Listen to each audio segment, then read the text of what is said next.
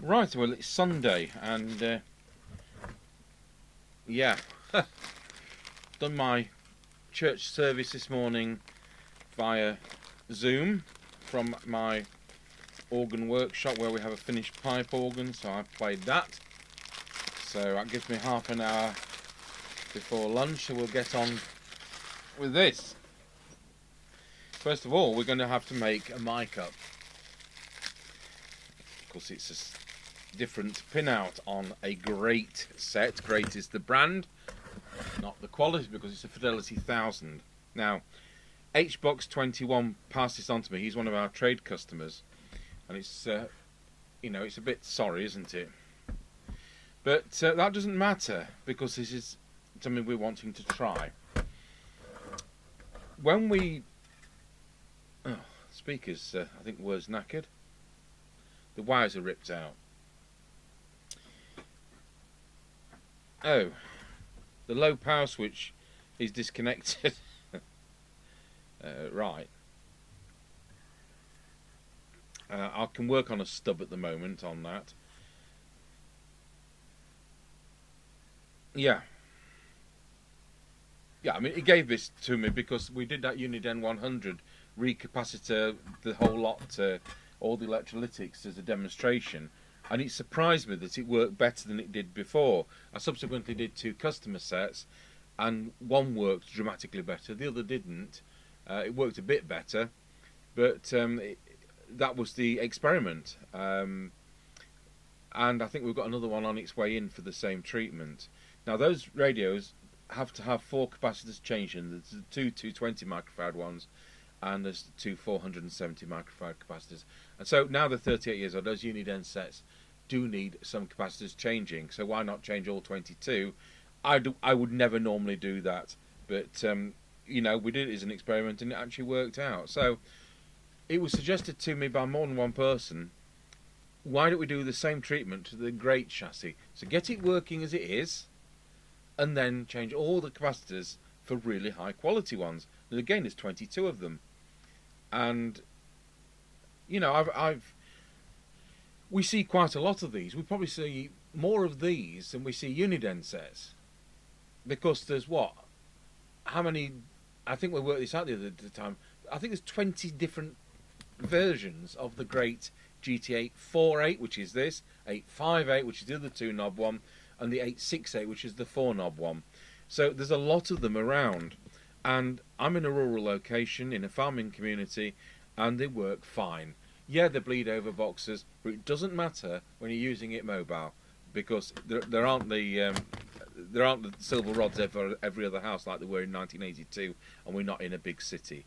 So they do work all right. Now, the downside of these is they can deliver as little as 1.7 watts. The service manual says 1.7 to 3.5 watts.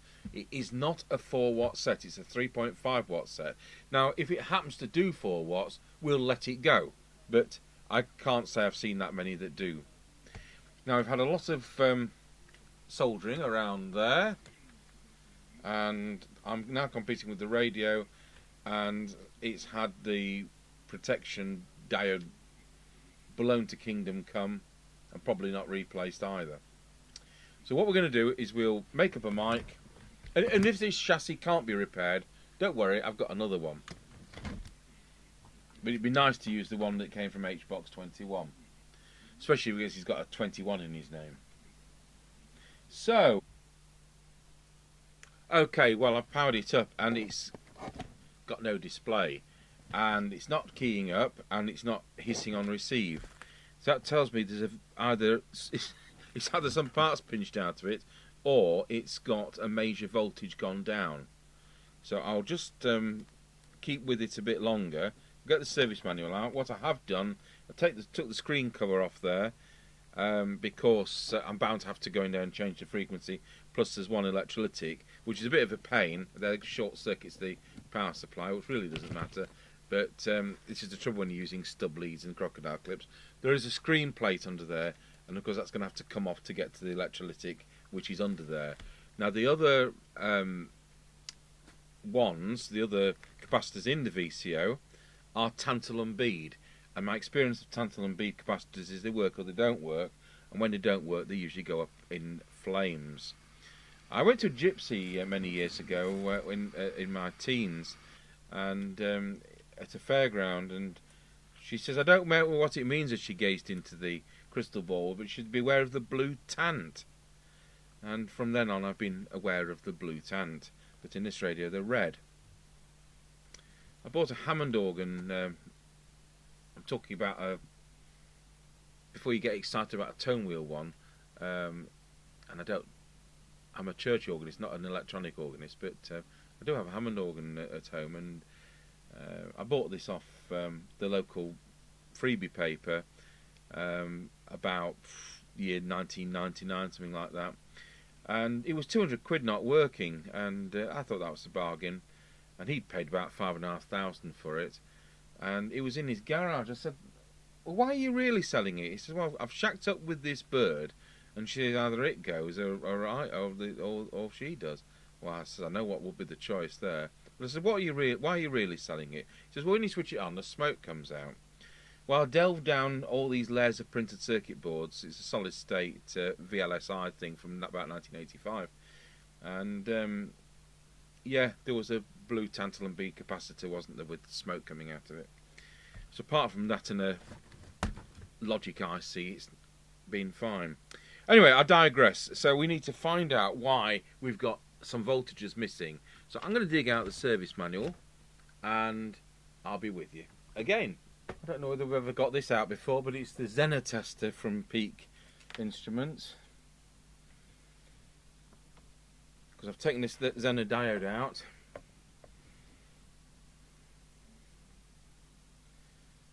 So which is the positive end? The long one. There's a wind getting up.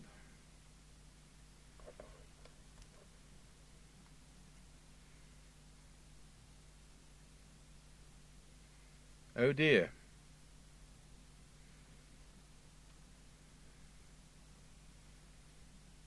Well, that doesn't look right.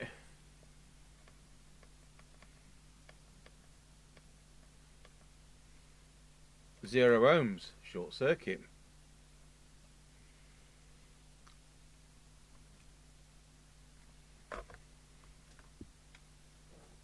So I wouldn't normally use one out of a scrap chassis, but I may as well, and it saves even bothering to look up what it should be and getting one out of stock. I wouldn't do this for a customer, but we can for us. There we go, 8.3 volts on that one. So I'll fit that. Now one of those capacitors is awkward to get to, so I'm going to swap that right now. It doesn't affect performance, it's part of the power supply, but I may as well do that. So I've dug out the parts we've got so far. As I said, we haven't got all the capacitors come. Some of them aren't even going to arrive till July. So what I've done is we're going to do this project, and what we can't get in the brand that I want, which we've forgotten what it was. Nikon, that was it. What we can't get in Nikon, we'll use some other well-known high-quality brand.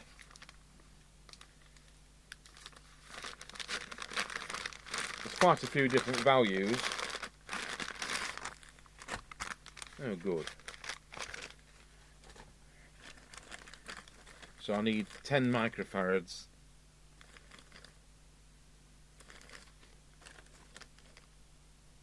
That'll do nicely.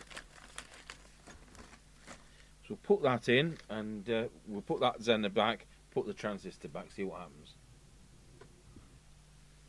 Okay, so we've put that back, and hey presto, we've now got a display.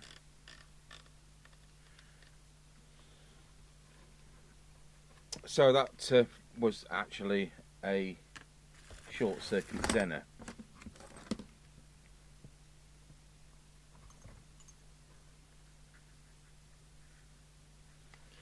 So what happens now when we plug a mic in?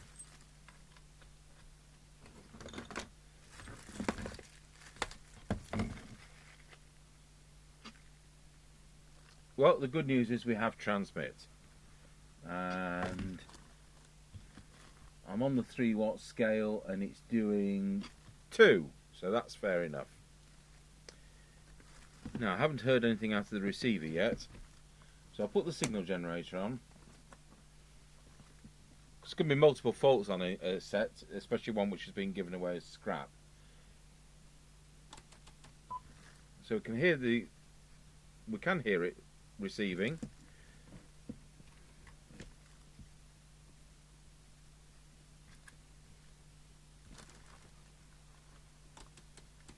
As I pull the signal up, it's there. We can't actually hear it.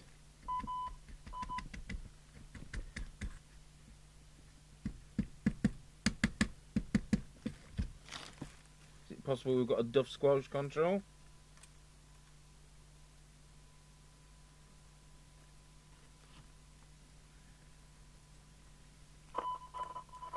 Or is it simply that we've got a duff?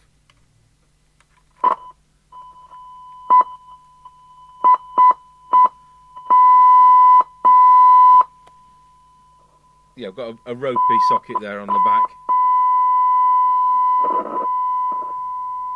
Soon clean those controls.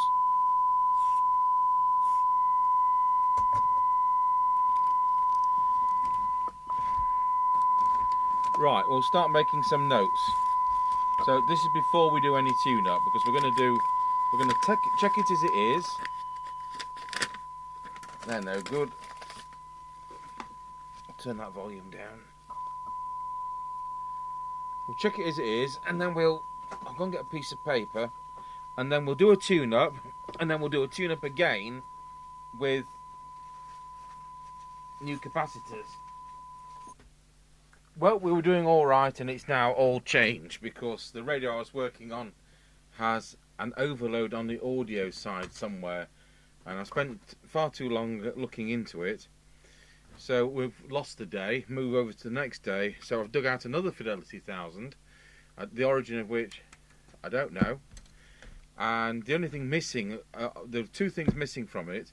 One was the BD What's It transistor, which is no problem, we've got those.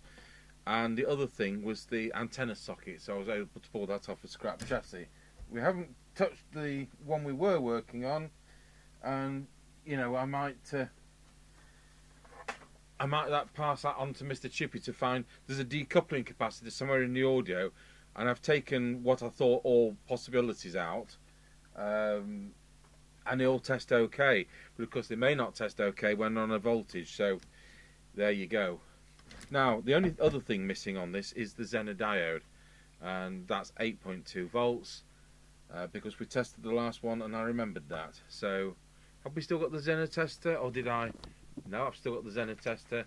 Haven't sneaked it back onto Mr Chippie's bench yet.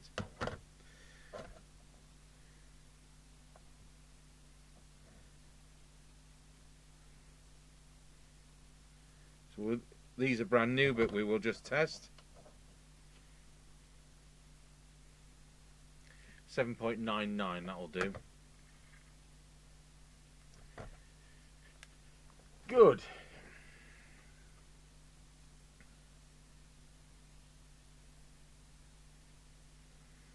So we'll put that in, and then we'll see whether the radio is going to do anything. Then we'll start again. We were doing all right as well with the other one. It started off at 3 watts, and then I recapped it, and I got 3.5 watts. But unfortunately, in recapping it, bringing some of the power rails up to where they should be, something's happened with one of the decoupling capacitors. What on earth would somebody put a switch on the back for? Yeah, right. So pop that in and I'll be back to you. Right, so I've put the Zener in and I've powered it up, and is it me? Hang on, is my power supply not connected up? Let's have a look. Hey, no meter lamp.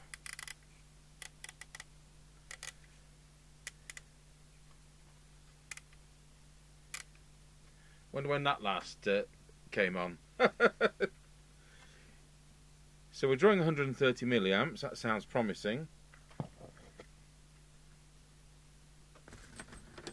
Plug the mic in, see whether we can hear anything. No. Bit of a clonk there. See whether it transmits.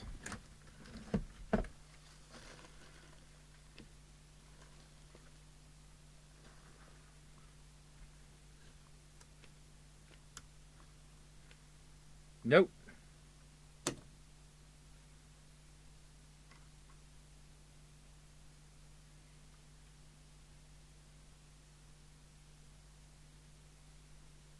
There's no promise I can get this one working either. I mean, these are all scrap sets, you know. I'm just trying to. Something I've got to do is to make sure that this one, which I did work on, goes in a special place so that it doesn't get. We don't try and rebuild it without knowing what the crack is with it.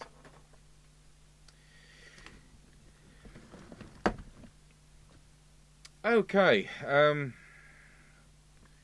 So if we're drawing that kind of current, we've got the LED display, so we should have our 8-volt rail.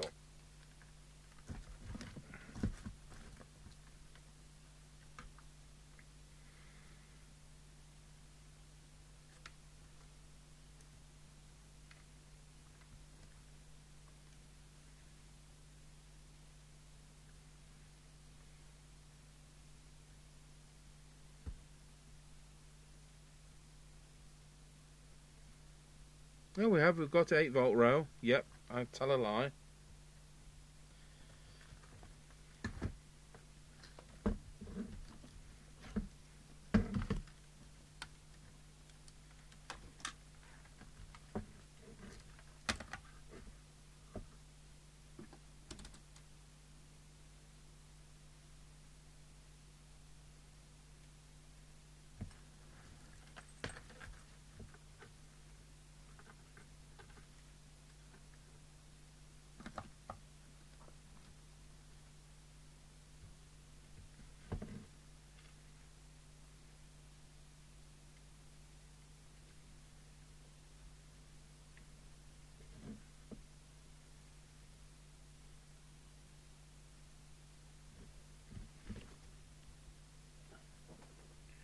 So what I've discovered is that the 22 ohm resistor, which is the power feed to the phase lock loop department, is missing.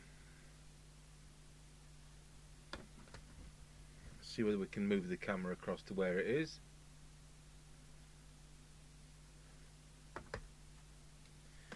So resistor 83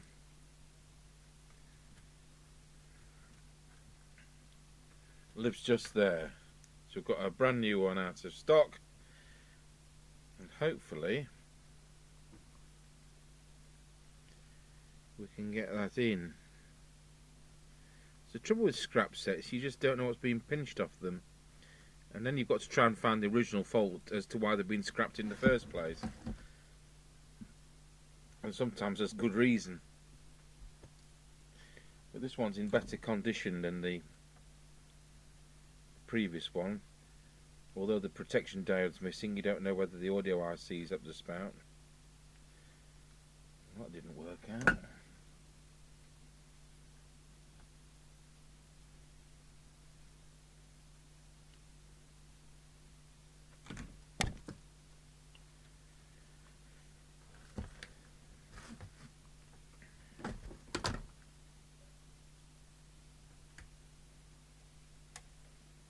So we'll see whether it powers up now.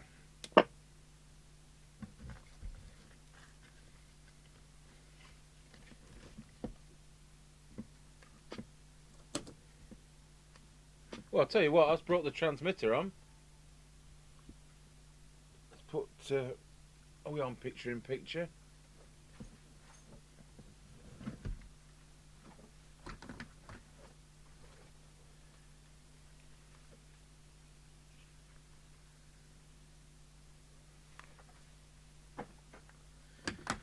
Okay, so let's see what power it's doing. I've not got any receive, but we've now got 3 watts transmit.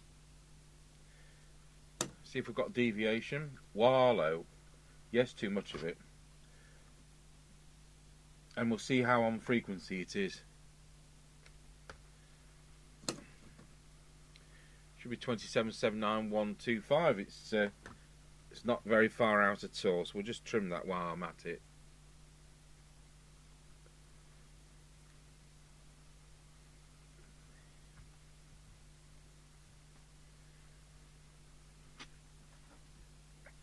Okay, so why have we got no receive?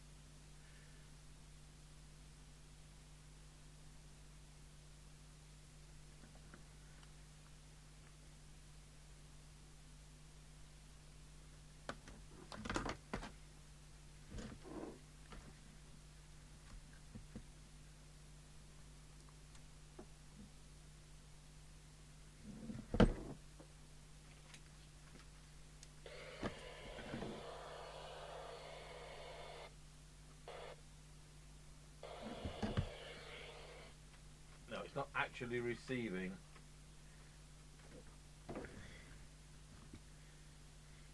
Sometimes you've just got no audio, so I have to go through that, but it's certainly transmitting and it's doing so on frequency, so that means we've got no problem with that. That wire is for the meter lamp. We've got all this working, so we're kind of just down here, aren't we?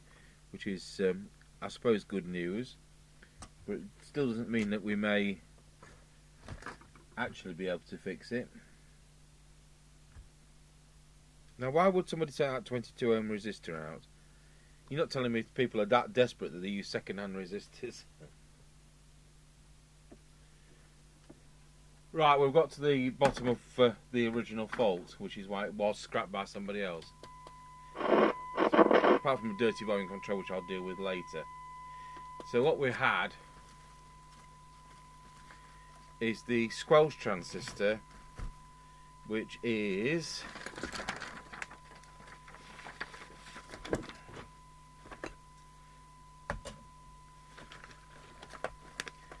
transistor 8 to SC828R. I've just finished one off a scrap chassis. What they've done, they've changed it and put it in the wrong way around. And so that was a bit of a numpty move. In fault finding that, I've changed two capacitors. I've changed that one and that one. So they've already been changed, but they weren't at fault.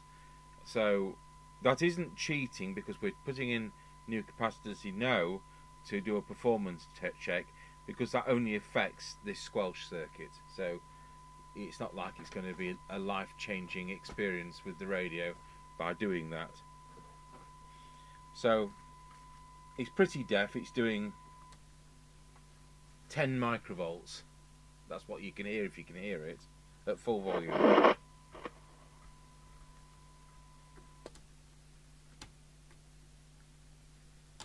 Don't think Squelch works, but we'll worry about that later as well.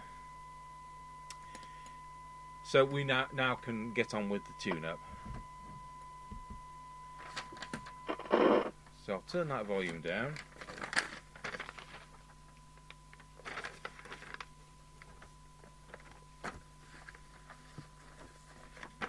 Look at my crib sheet.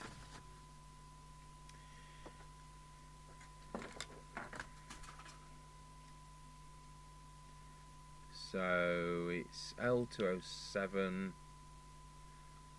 456. We start there.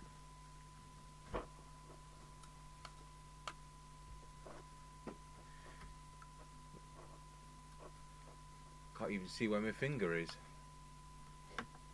Let's put my camera down.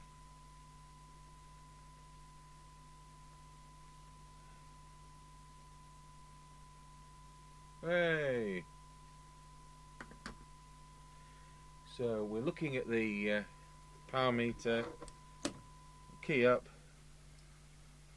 We've got 3 watts.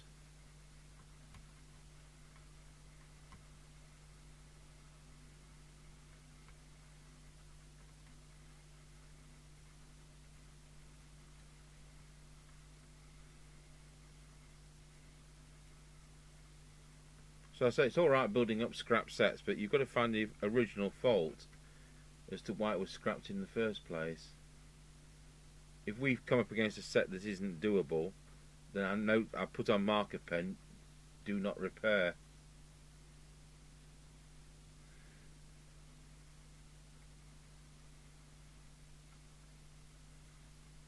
Look, 3.1.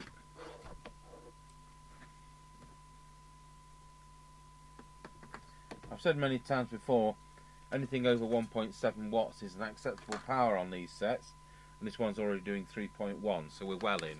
It was sold as a 3.5 watt set, officially not a 4 watt set, and to be honest it makes no difference anyway, or if it does it's 50 yards.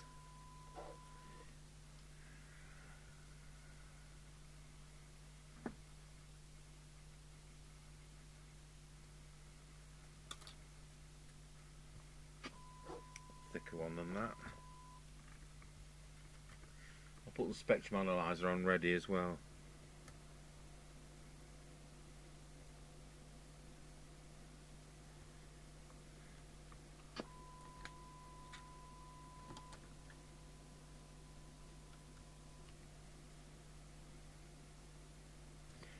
So I safely say 3.3 watts. So I'll get a piece of paper, we'll write down these parameters.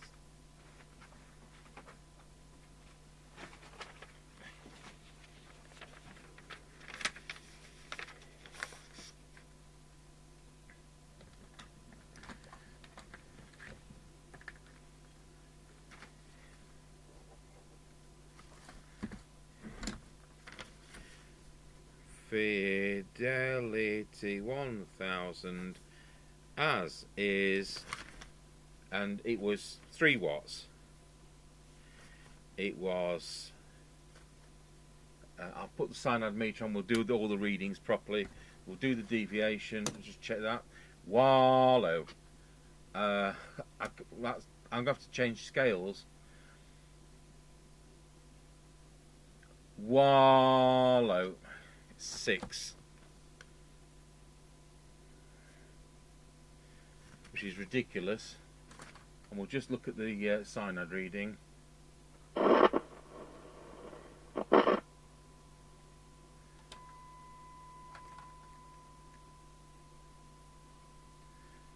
12 decibel cyanide.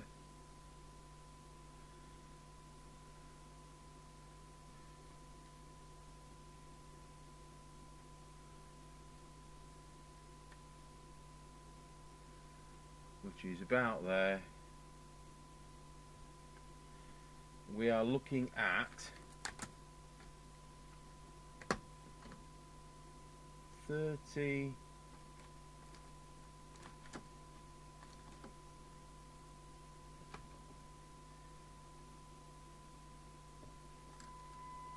That'd be full whack at 30, 20. We're looking at 13 microvolts.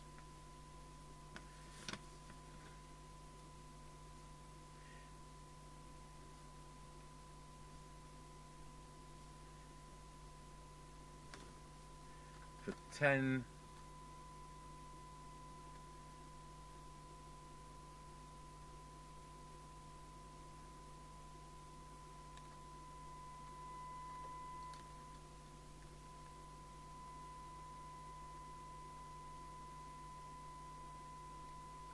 I read that right. How screwed up is this? It's working the opposite way.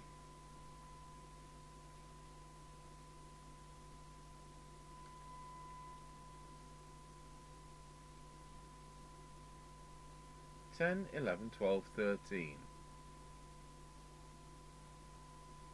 Oh, actually, to do 10 dBs, it's more. It's 17 microvolts, and to do 20 dB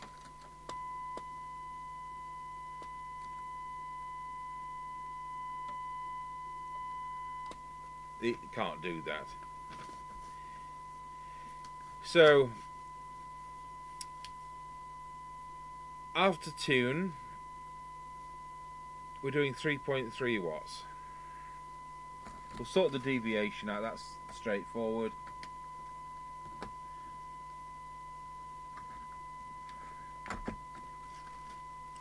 Get the little oscillator.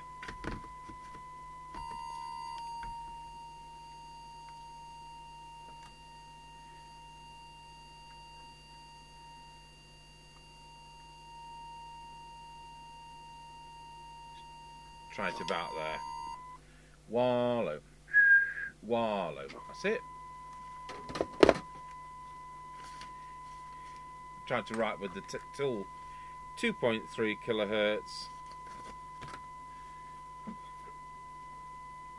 And now we'll see whether we can do something with this receive.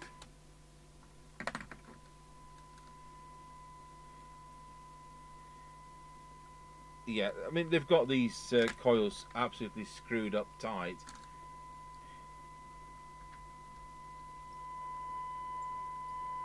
Well, that's an improvement for a start.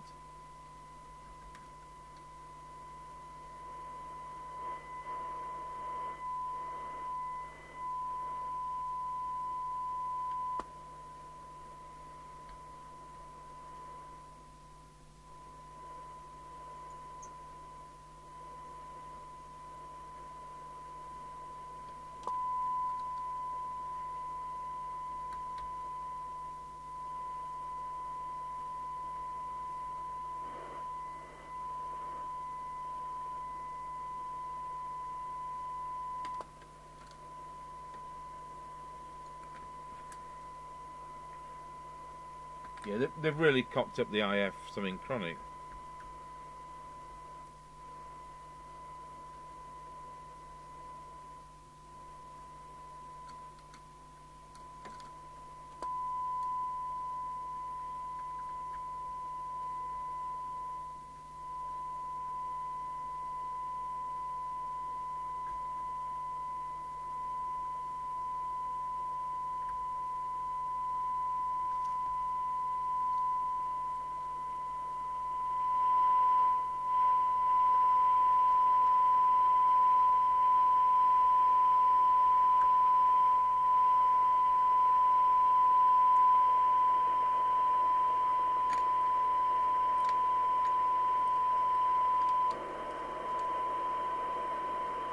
I mean, we're now at 3 microvolts, which is better than 13.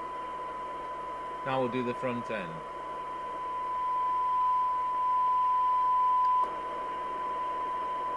We're now at 1 microvolt.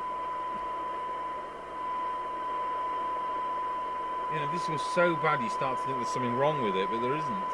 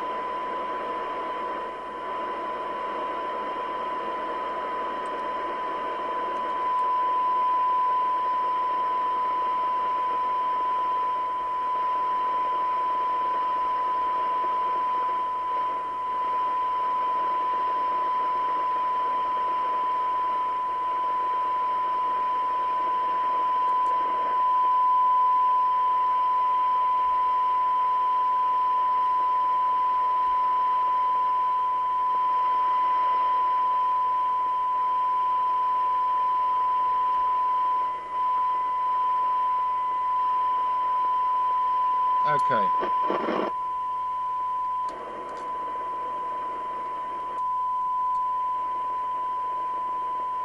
That's more like it. So write these down again. 20 dB, 12 dB, 10 dB. So it's about there. It is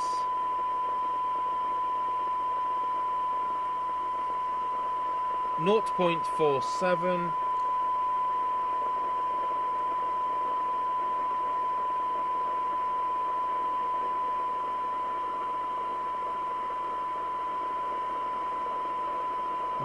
0.39. And will it do 20? Yes, it will do 20. And it will do 1.3. I mean, that is fantastic. Now, whether or not that squelch works,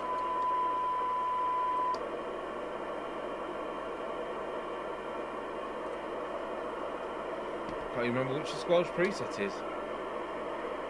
Top one.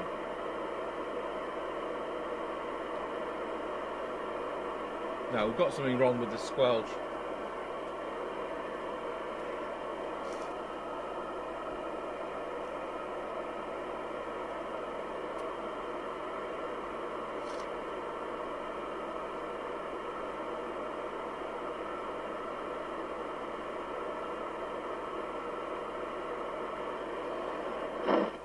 Well, we'll come back to that. So that's how we are before we do a recap. So to be honest, that's now a nice working set.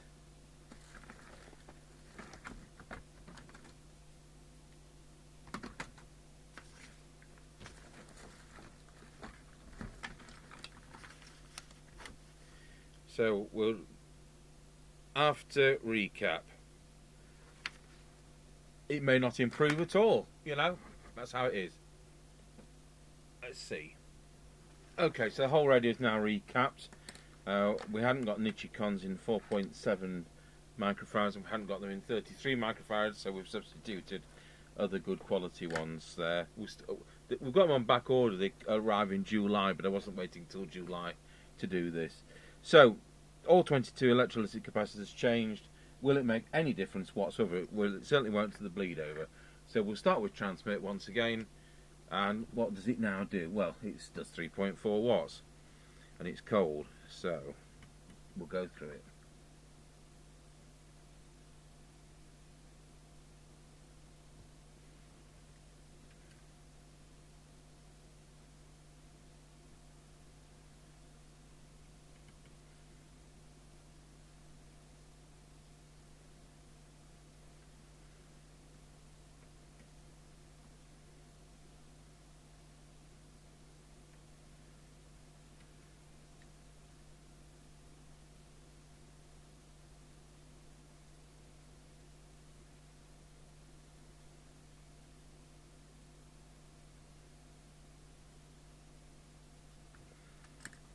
So still doing 3.4. Just need to find the green tool.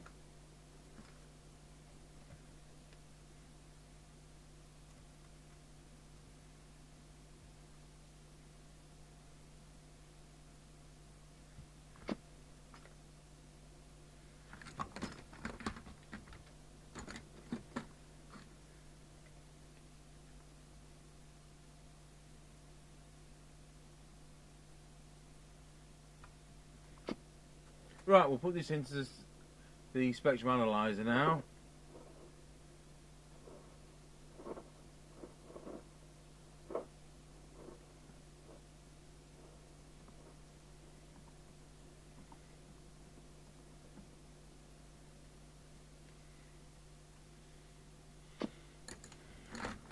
So let's see if we can see our signal. There it is. I'll just see if we can look at 20 at the oh my goodness, what's that? That's 111. Oh, there's 27.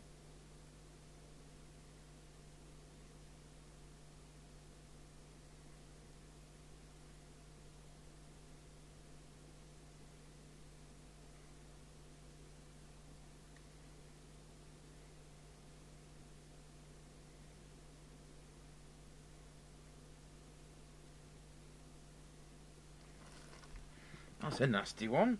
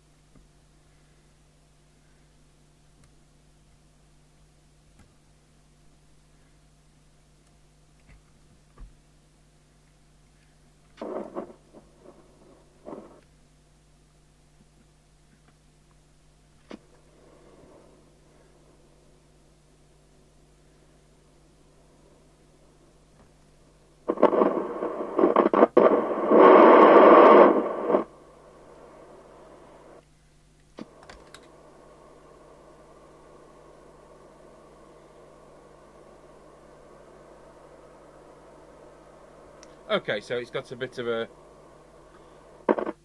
107 megs.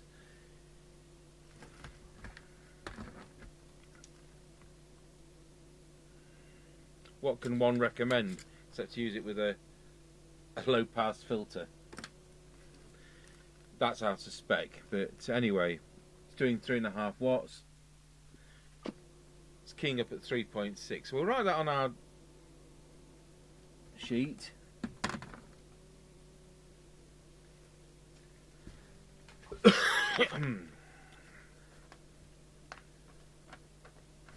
Hopefully deviation's not moved. While it has moved, we'll just need to turn that down now.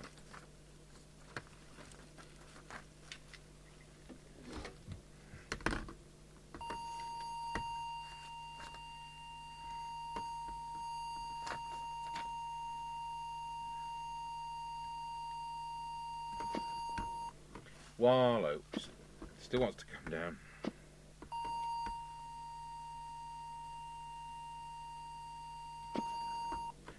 One, two, one, two. While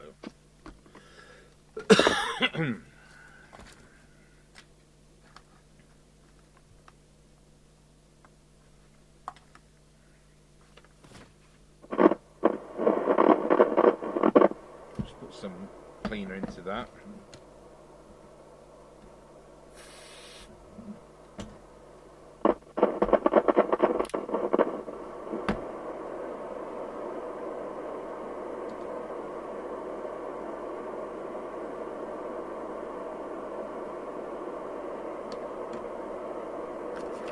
Okay, now we'll go through the receiver again.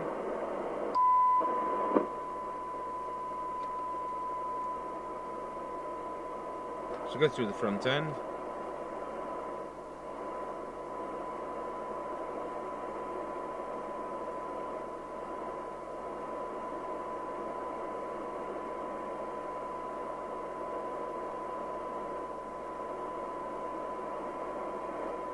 It has altered the tuning.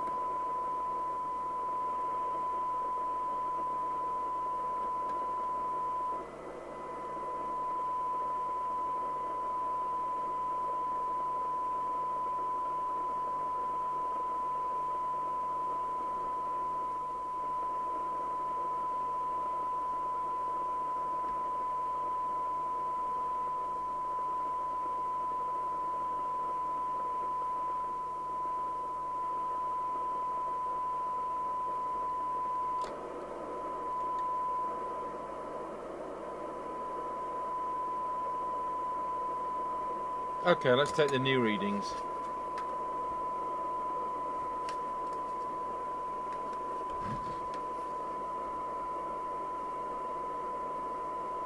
Funny if it was worse.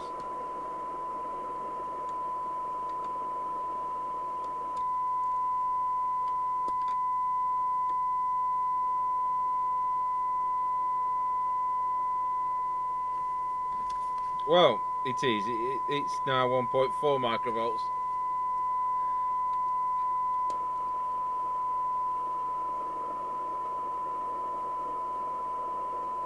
There's 12. And we're now looking at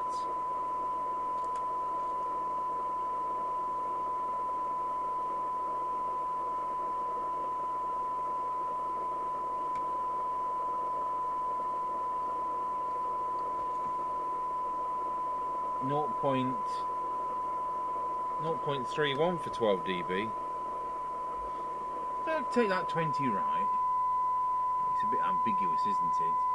I could say it was 1 microvolt, I could say it's 1.4. I'm between scales. I'll read it again.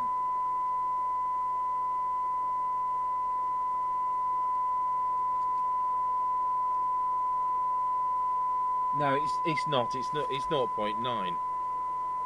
I can't even read my own machine. And 10.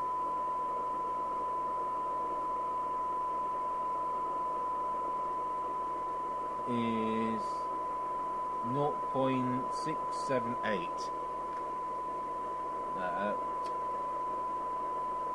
It can't be that. 0.25.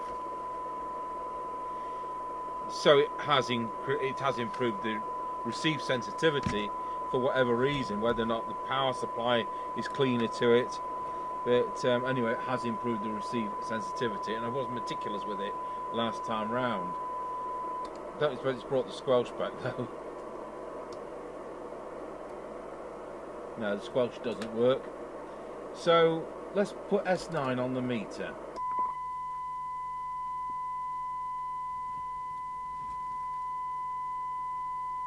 If we could see the meter, it's about there.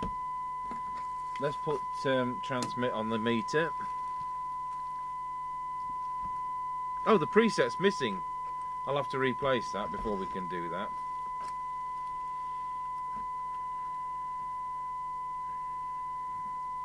So apart from the squelch and that,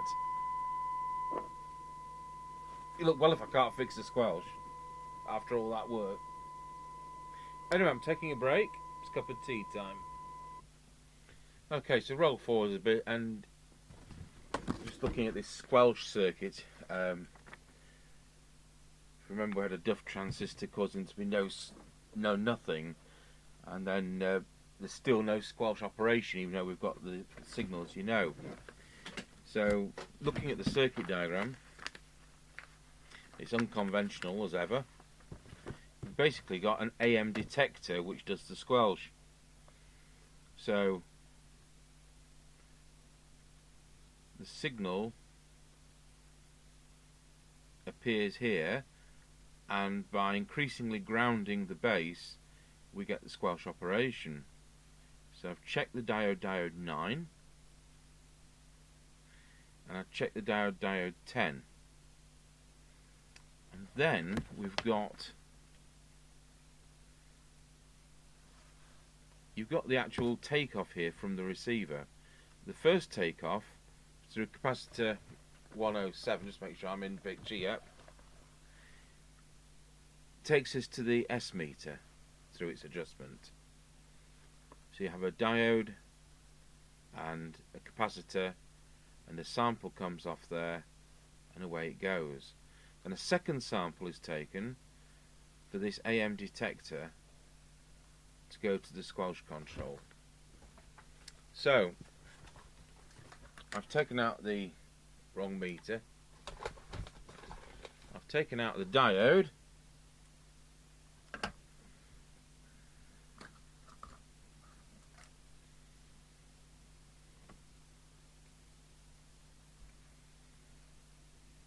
Because acting as if it's not receiving any signal from the radio, which is now working beautifully.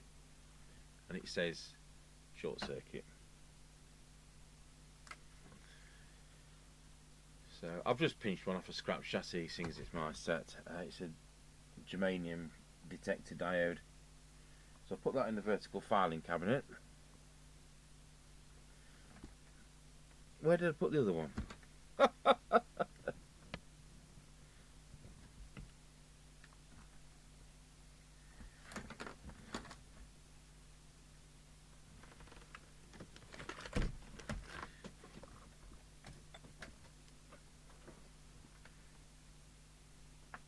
That'll be the other one.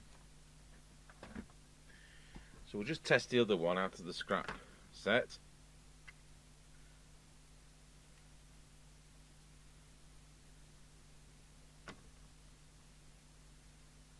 And a course that says it's a diode, so that's fantastic. So that should sort that problem out. And it's just a matter of, I think we'll pinch the meter bulb off this scrap set. I don't even know what it was. It's the GT868 with the 4 knobs, but I would have bought it like this. You know, it won't have come. Actually, I think Eddie gave it me. We'll have that meter lamp if it works, because there's no holder in the one I've got. He gave me this for the meter, so we'll have the meter lamp out of this.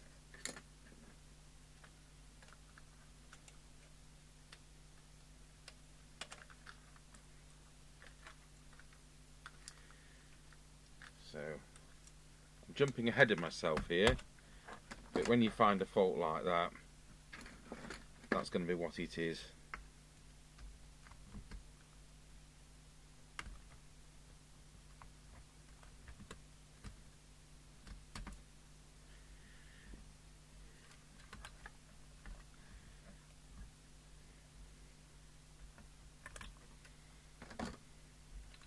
I'll test that before we put it in, but I'm sure that'll be fine.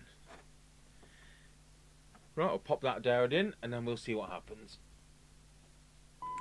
So just to conclude this video, we've got exceptionally good receive sensitivity now. We've got jolly good transmit considering. Let's just key it up and see. 3 watt scale, full scale deflection plus, and on the 30 watt scale 3.5. So I brought it up a little bit. Still got the squelch to sort out. The diode wasn't the only problem, so I've just got a jumper lead to override part of that circuit. So I can't do an on-the-air test with this, but what we can do is we can plug the aerial in and we can listen to all the good buddies and even the bad buddies out there.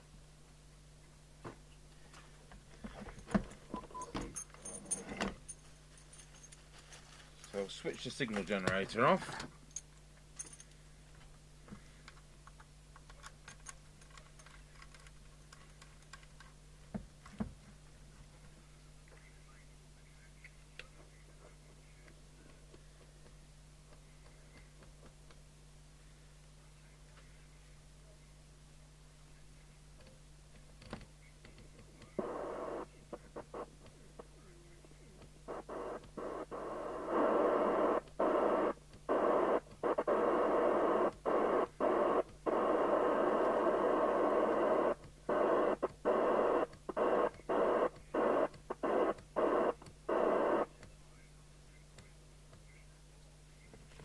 Well, 919, Roger.